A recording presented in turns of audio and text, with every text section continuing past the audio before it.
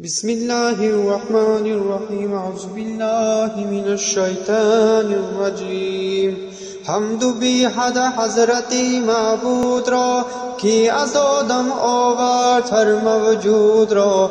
حمد و بی حد آن خدای پاک را، آن که جان بخشید مشتی خاک را، آن که در آدم دمید و نوح را داد از طوفان نجات و نور را، و آن که فرمان کرد قهرش باد را تا سزایی داد قومی عاد را، آن که لطفی خویش را اظهار کرد بر خلیلش نار را گلزار کرد، بر خلیلش نار را گلزار کرد.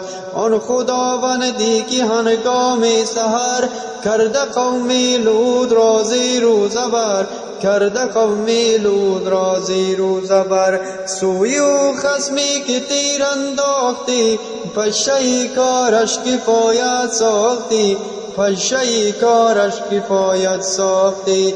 آن که اعدا را به دریا در کشید، ناقه را از سنگ خارا برکشید، چون عنایت قادری قیوم کرد بر کف داوود آهن موم کرد. بر سلیمان داده ملکی سروری، خادمی دربار او بودند هم دیو و پری.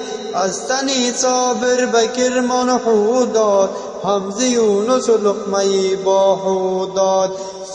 بنده ای را اره بر سر می نمود، دیگری را تاج بر سر می نمود، دیگری را تاج بر سر می نمود.